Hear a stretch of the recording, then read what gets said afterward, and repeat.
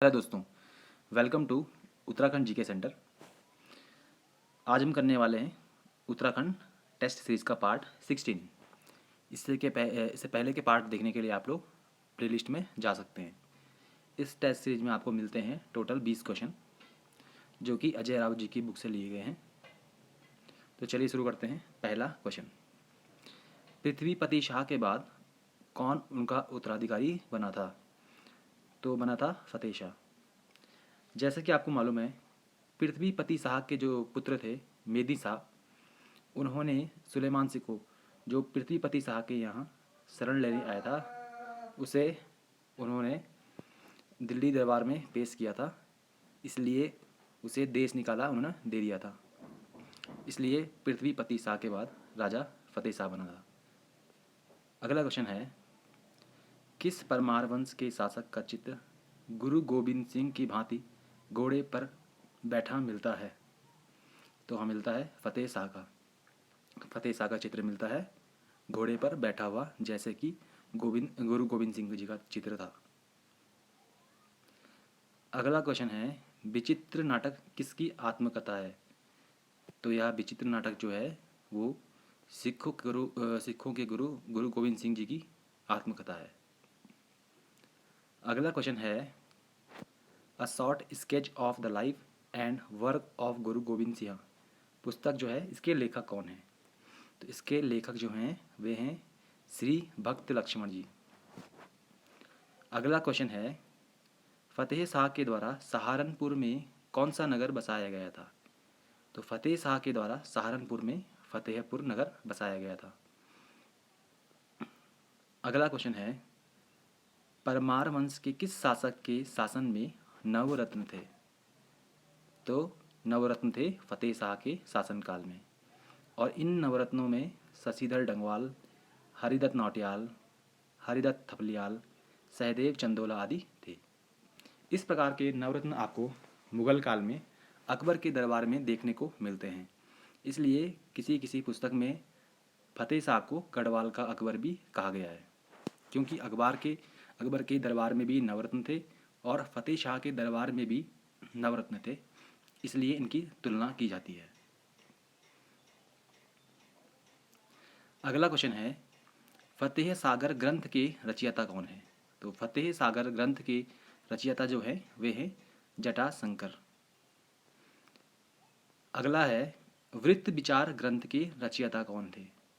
तो वृत्त विचार ग्रंथ के रचयिता जो है वे हैं कविराज सुखदेव।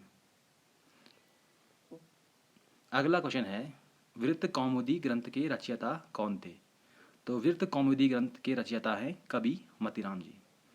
फिर से देखिए एक बार, फतेह सागर ग्रंथ के रचयिता तो जटाशंकर जी हैं, वृत्त विचार ग्रंथ के रचयिता कविराज सुखदेव जी हैं, वृत्त कौमुदी ग्रंथ के रचयिता कवि मतीराम जी हैं। तो आप इन तीनों को याद रखेंगे। अगला क्वेश्चन है, गढ़वाल का शिवाजी किस परमार वंश के राजा को कहा जाता था? तो गढ़वाल का शिवाजी कहा जाता था फतेह शाह को, और गढ़वाल का अकबर भी इन्हीं कहा जाता था, क्योंकि इनके दरबार में नवरत्न थे अकबर के दरबार की भांति। अगला क्वेश्चन है, फतेह शाह ने गुरु राम राय को कितने ग्राम दान में दिए थे? तो फतेह शाह जी ने 3 गांव गुरु राम राय जी को दान में दिए थे। पहला है खुड़बुड़ा, दूसरा है राजपुर, तीसरा है चामसारी। और इनके जो उत्तराधिकारी बाद में बने थे ललित शाह, उन्होंने भी गुरु राम राय जी को 4 गांव दान में दिए थे, जिनके बारे में हम लोग आगे बढ़ेंगे। अगला क्वेश्चन है, भंगाड़ी का युद्ध किनके बीच में हुआ था?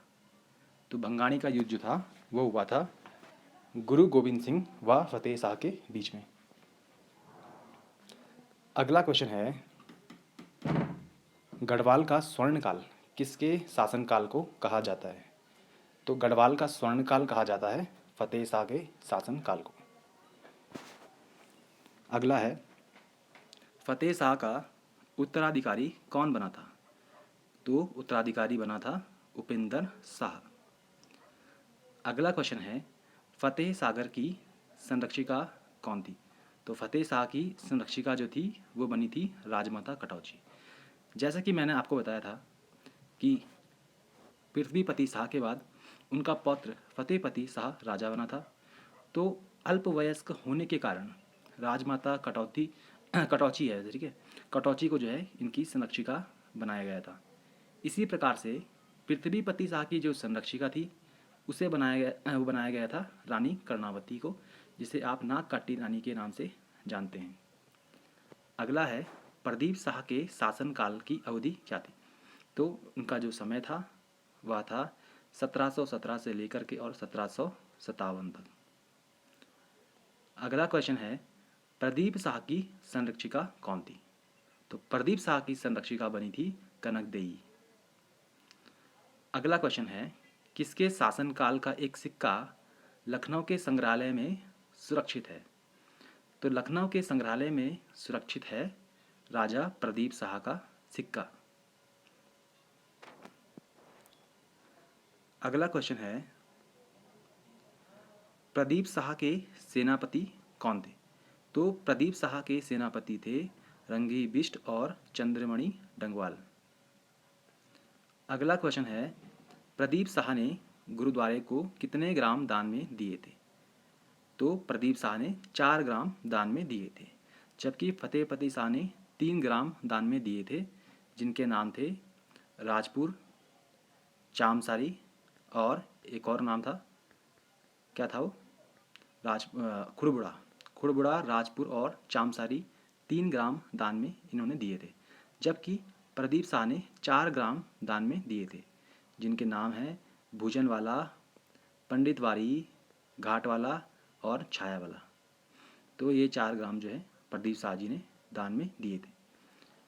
तो आज देखिए हमने 20 क्वेश्चन, इसके बाद अगला पार्ट आएगा आपका कल। तब तक के लिए आप लोग रिवाइज करते रहिए। धन्यवाद।